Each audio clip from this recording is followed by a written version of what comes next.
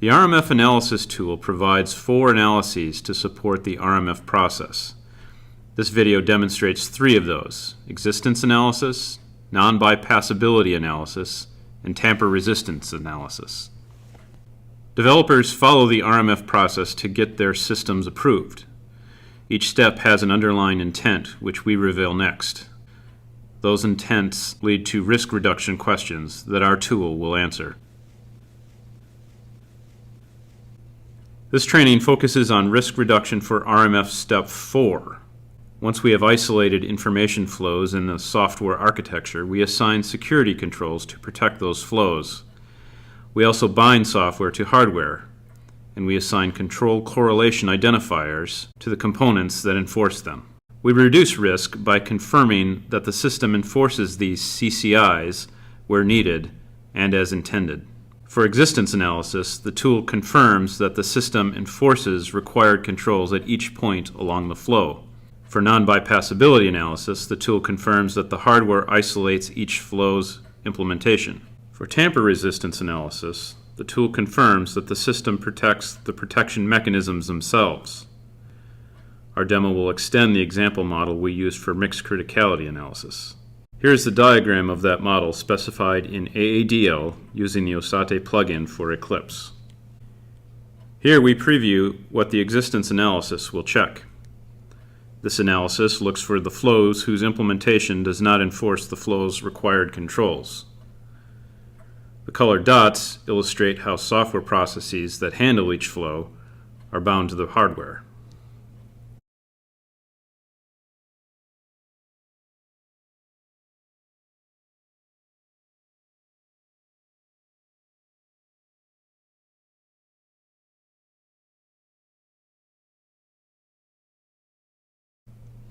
We assign CCIs to software and hardware as appropriate.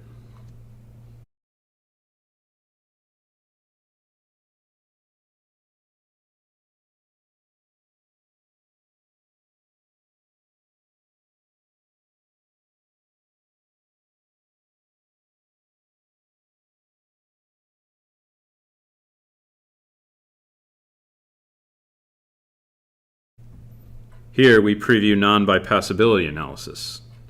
Tamper resistance is similar. Here is the AADL model for our example. This is the base model with software bound to hardware, but before assigning CCIs.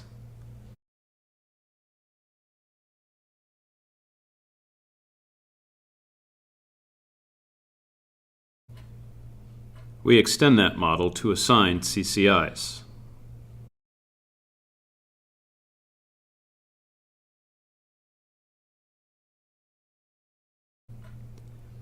To run the analyses, we first instantiate the model and select the instance.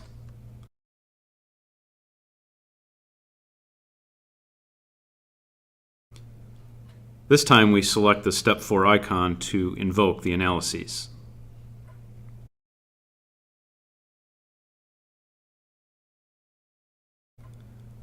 The tool reports failure, so we generate the report as we did for the mixed criticality analysis.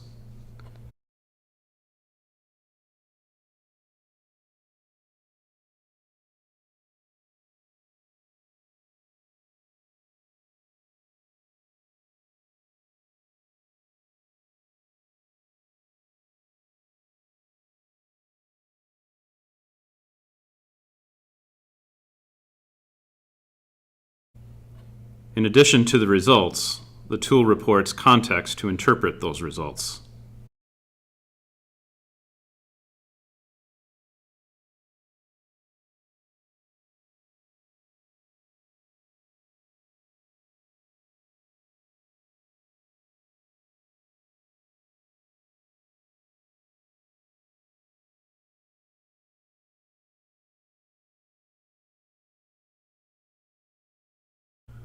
The flows name their required controls and required CCIs.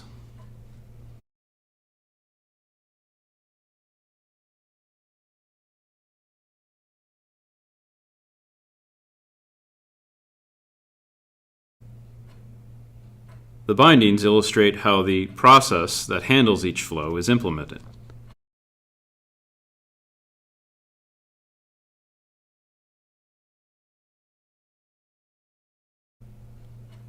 While the tool doesn't report results for existence analysis, you can compute those results using this context.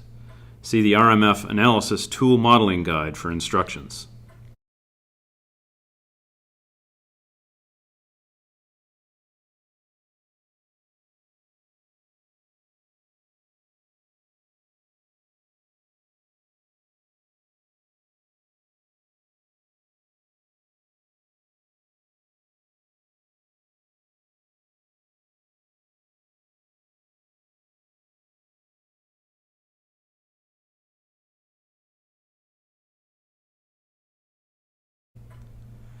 We extend the model to add the missing controls. Then we rerun the analyses.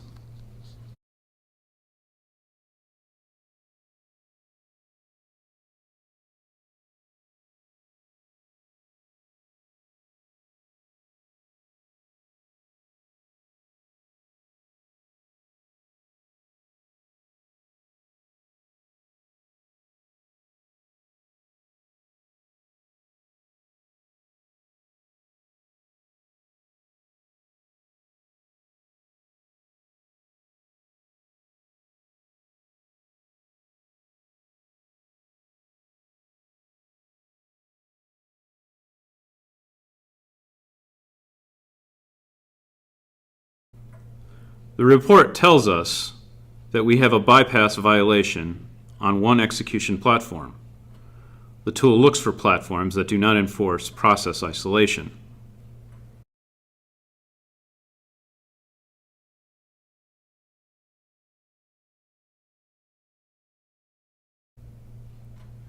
We extend the model to add process isolation to the execution platform. Then we rerun the analyses.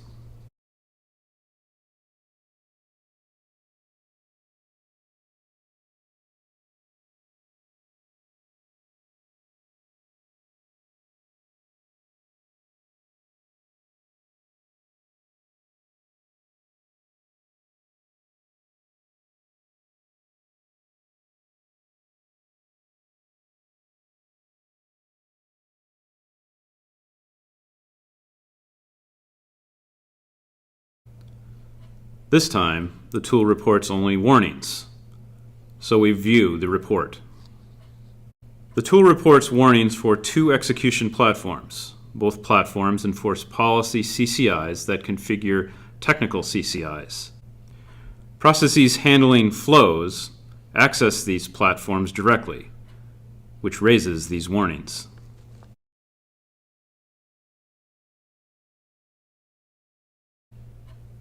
One way to mitigate these warnings is to move the policy CCIs to a different platform that is not directly accessible to any flow.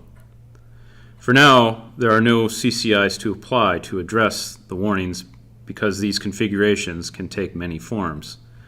The developer should consider each warning to determine its potential.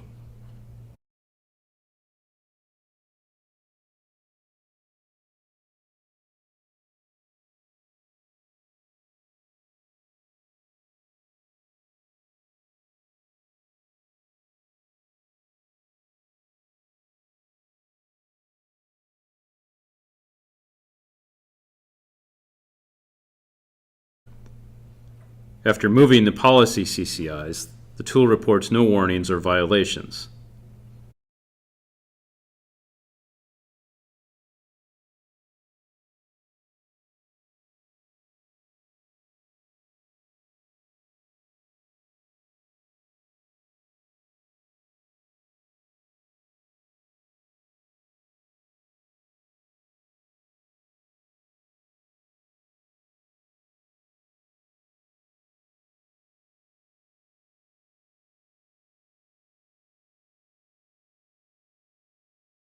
For more information about this example, please see the RMF Analysis Tool Modeling Guide.